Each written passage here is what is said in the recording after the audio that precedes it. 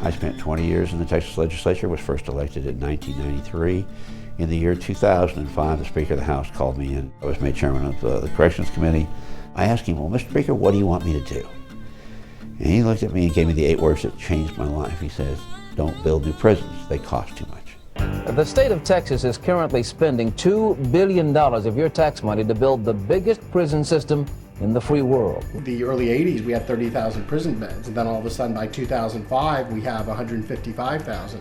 So our prison projection, January 2007, we would need to add 17,332 beds by 2012. We needed to spend enough money to build 3 additional prisons. The construction of the prisons, the maintenance, the staff, the correctional officers, the food, the medical care. Over 5 years, that's $2 billion. Texas was sort of like in the crossroads. Well, I realized this was Texas, and I realized that Texas has a reputation of being tough on crime, and it probably wasn't going to sell well with any of our public if we would open the door and let them out. So I can't build anymore. What do I do?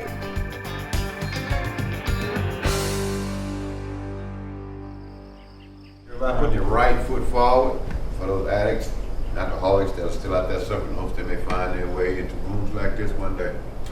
Let this group represent what we can do together, what we cannot do apart with the help of whose Father? Our Father, who art in heaven, hallowed be thy name.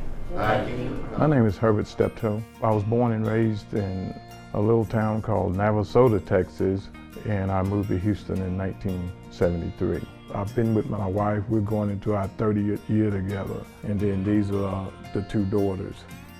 I went to work right after I finished high school, and I left that job to enroll to go into the Air Force.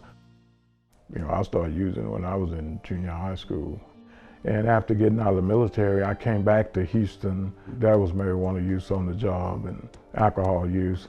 And I went through that period, struggled through that, but still maintained, working, a working, functioning addict, alcoholic per se. When the crack cocaine came around, the use started to affect me, and for as my decision making really put me at my lowest.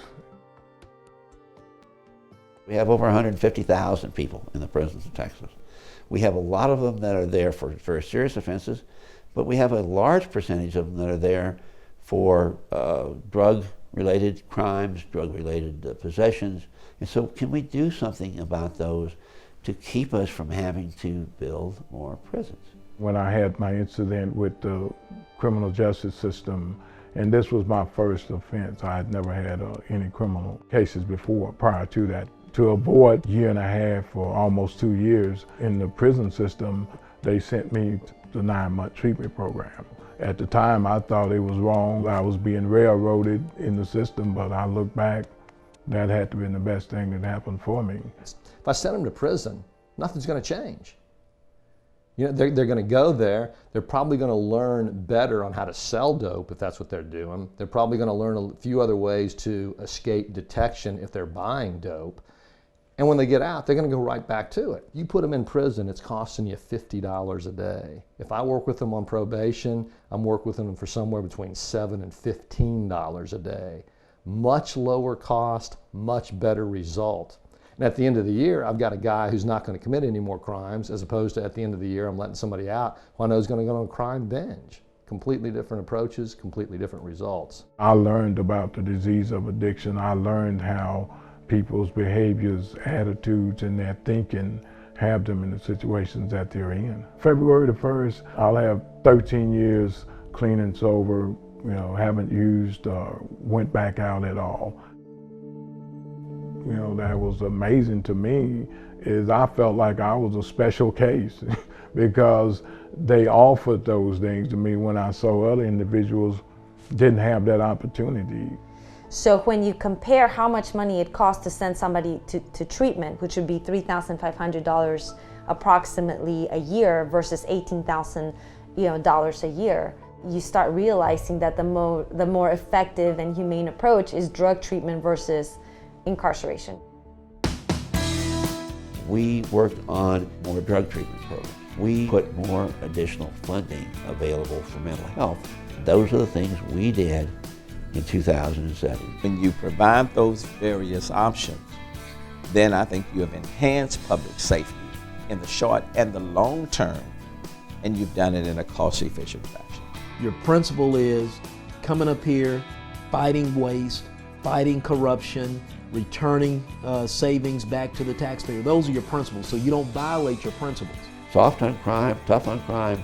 Any of the legislators from whatever side they were at realized that what they were doing was right on crime.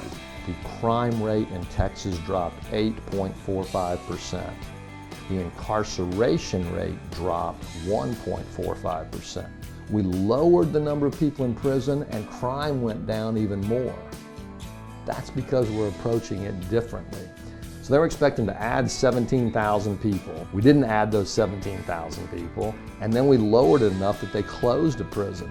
The first time in history Texas was able to close a prison. We've saved $2 billion. That's B as in big, 2 billion, not million, $2 billion, which is huge in a state budget. Which is good for those of us on the right because it gives us an opportunity to go home and say, you know, we saved money and we're achieving a level of safety also. We know what works, we know that it can be done. Now it's just a matter of continuing on this path. We still have a long way to go.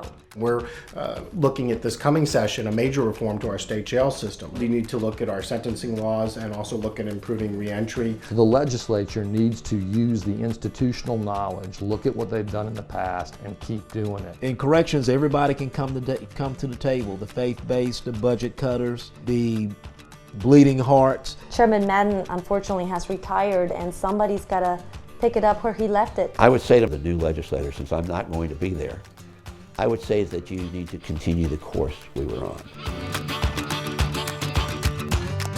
Don't build new prisons because they do cost too much.